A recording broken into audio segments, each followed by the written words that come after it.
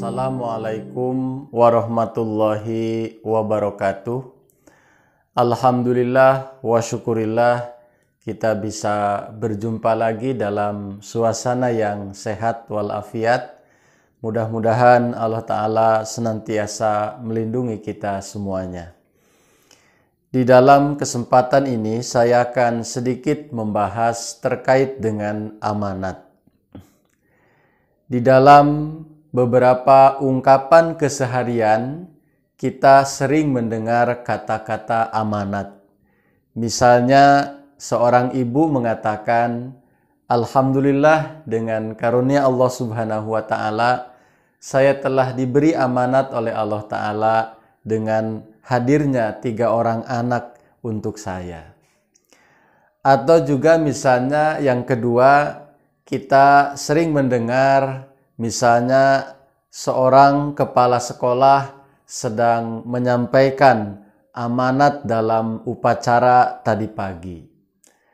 Lalu hal lain misalnya kita juga mendengar bahwa setelah dilantiknya Bapak Anu misalnya menjadi kepala daerah di suatu tempat, maka kita sering mengatakan semoga dia bisa menjalankan amanah.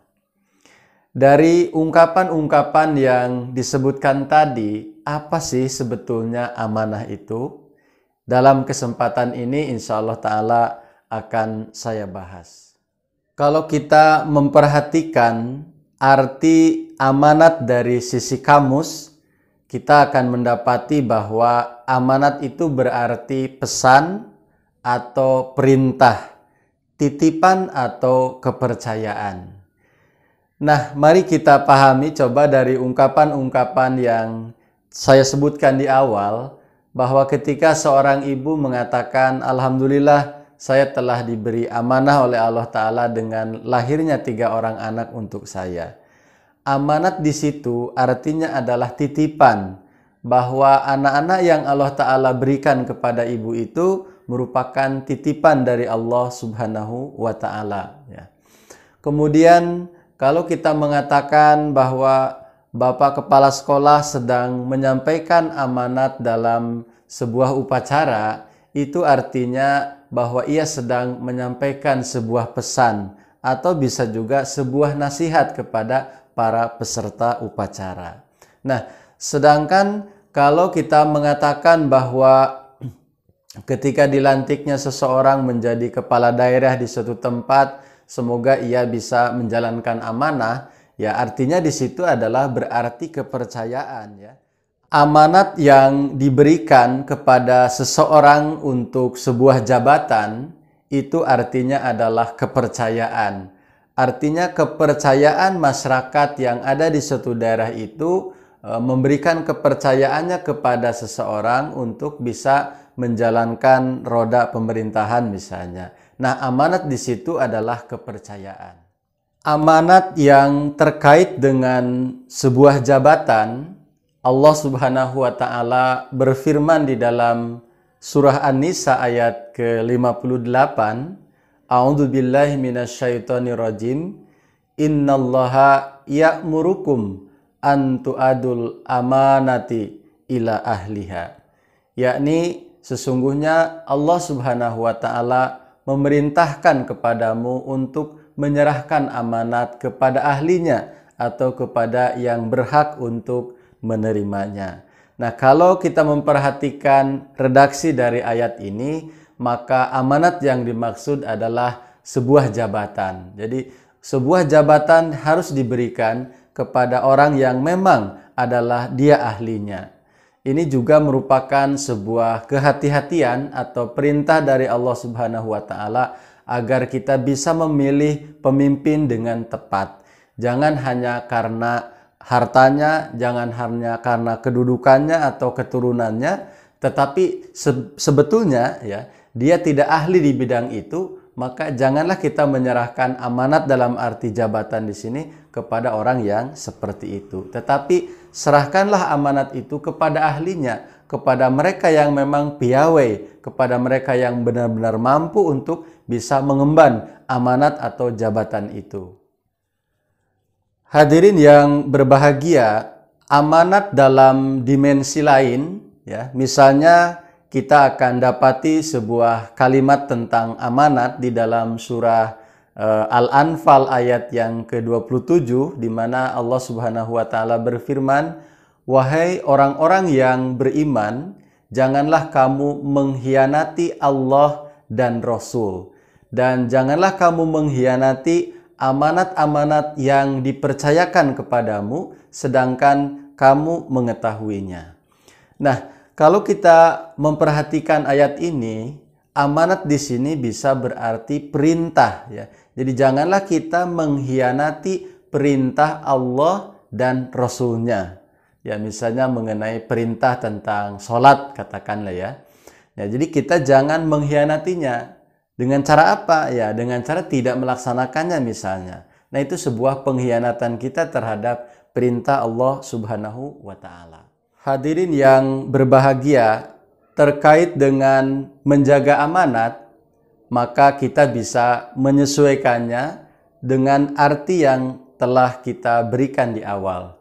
Misalnya ketika kita dikaruniai anak-anak dari Allah Subhanahu wa taala, maka bentuk menjaga amanah yang bisa kita lakukan adalah kita bisa memelihara anak-anak kita. Kita bisa mendidik mereka dengan baik secara mental maupun secara fisik, dan kita bisa menyampaikan anak-anak kita kepada kesuksesan yang maksimal. Itu adalah bentuk menjaga amanah kita dalam rupa titipan seorang anak sebagai karunia dari Allah Subhanahu wa taala. Menjaga amanat dalam bentuk sebuah jabatan berarti kita melakukan segala kewajiban sesuai dengan jabatan yang kita emban dan melaksanakan segala kewenangan yang melekat pada jabatan itu. Ketika kita tidak melaksanakan kewajiban dalam jabatan itu, atau bahkan menyelewengkan kewenangan yang ada pada jabatan itu, berarti kita tidak bisa menjaga amanah ini, dan kita telah mengkhianati jabatan ini. Karena itu, sebagai akibatnya akan hilang sebuah kepercayaan kepada kita. Yang ketiga, sesuai dengan perintah Allah Subhanahu wa taala di dalam surah Al-Anfal ayat ke-27, bahwa janganlah kita mengkhianati perintah Allah dan Rasul-Nya. Jadi amanat yang dimaksud dari pengertian di sini adalah perintah, ya. Maka menjaga amanat dalam arti ini, kita melaksanakan segala perintah Allah Subhanahu wa taala dan Rasul-Nya. Melaksanakan segala perintah Allah dan Rasul-Nya berarti kita telah menjaga amanat itu. Hadirin yang dimuliakan Allah Subhanahu wa taala, apabila kita mampu menjaga amanat dan menunaikan segala kewajiban yang ada pada amanat itu sesuai dengan pengertian yang ada tadi, maka yang pertama, kita akan memperoleh keridhaan Allah Subhanahu wa taala. Yang kedua, kita akan disenangi oleh siapapun, dan yang ketiga, kita tidak akan kehilangan kepercayaan dari orang lain. Sebuah hadis yang disampaikan oleh Hadrat Rasulullah Shallallahu Alaihi Wasallam sangat indah sekali terkait dengan hal ini, di mana Rasulullah Shallallahu Alaihi Wasallam bersabda, ada 4 hal yang jika ada pada dirimu, engkau tidak akan merugi sekalipun kehilangan dunia. Yang pertama adalah menjaga amanah, yang kedua berkata jujur, yang ketiga berakhlak mulia, dan yang keempat menjaga makanan dari makanan yang haram. Hadis ini merupakan sebuah rangkaian yang saling terkait satu sama lain. Menjaga amanah bisa dilakukan salah satunya dengan berkata jujur. Dan kalau kita senantiasa berkata jujur, maka diri kita akan menampilkan akhlak yang sangat mulia. Terkait dengan akhlak yang mulia ini, Hadrat Masih Maud alaihissalatu wassalam bersabda bahwa tujuan dari mempersiapkan jemaat ini adalah agar ketakwaan dapat merasuk ke dalam lidah kita, mata kita, telinga kita, dan ke dalam setiap bagian lain dari tubuh kita, agar nur takwa itu bisa tampil dari dalam diri kita maupun dari luar diri kita.